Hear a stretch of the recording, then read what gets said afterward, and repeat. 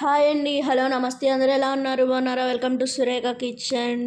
నేను చూపించిపోయే రెసిపీ వచ్చి జీరా రైస్ అండి. Super tasty, delicious, quick recipe అనమాట. జస్ట్ ఏమీ లేదండి, మనం గీ వేసుకుని, గీ లేకపోతే ఆయిల్ కూడా వేసుకోవచ్చు. కొంచెం వేడెక్కాక నెయ్యి, 2 స్పూన్స్ ఆఫ్ జీలకర్ర, పచ్చిమిర్చి, ఎండుమిర్చి, కరివేపాకు వేసుకుని ఫ్రై చేసేసుకోవడమే.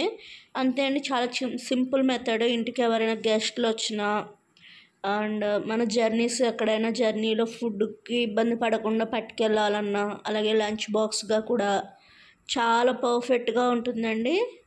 మంచి క్విక్గా అయిపోతుంది అనమాట. రైస్ ఎప్పుడు ఇంట్లో ఉంటుంది కాబట్టి ఇంటికి ఎవరైనా వచ్చినప్పుడు కూడా ఈజీగా చేసేసుకోవచ్చు అనమాట. తాలింపు వేగిపోయిన తర్వాత రైస్ అందులో వేసి కలిపేసుకోవడమే. కొంచెం సాల్ట్ కూడా చల్లుకోవాలి. అంతే అండి, చూసారు కదా జీరా రైస్ ఎంత సింపుల్గా అయిపోయిందో.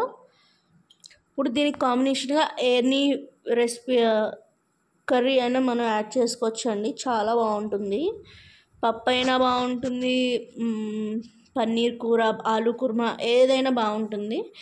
నేను అయితే పూల్ మఖానా కర్రీ అనేది పేరప్ చేశాను అనమాట.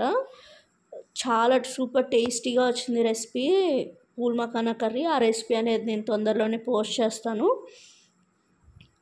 చూసారు కదా, కొంచెం కొత్తిమీర కూడా వేసుకుని లాస్ట్లో జస్ట్ ఇలా ఫ్రై చేసేసుకుంటే, కలిపేసుకుంటే ఎంతో టేస్టీ అయిన జీరా రైస్ రెడీ. మీలో ఎంతమందికి రెసిపీ తెలుసు, మీరు ఏ మెథడ్లో చేస్తారనేది కామెంట్ చేయండి. ఇంకేమైనా రెసిపీస్ కావాలంటే కింద కామెంట్ చేయండి. ఈ రెసిపీ తర్వాత పూల్ మఖానా రెసిపీ అనేది నేను పోస్ట్ చేస్తాను. అంతే అండి, ఎంతో క్విక్గా అయిపోయే జీరా రైస్ రెడీ. మంచిగా వేడివేడిగా సర్వ్ చేసేసుకుంటే ఎంతో టేస్టీ అయిన జీరా రైస్. చూసారు కదా ఎంత టెంప్టింగ్గా ఉందో తినడానికి. దీనికి నేను పూల్ మఖానా కర్రీ అనేది చేశాను అనమాట.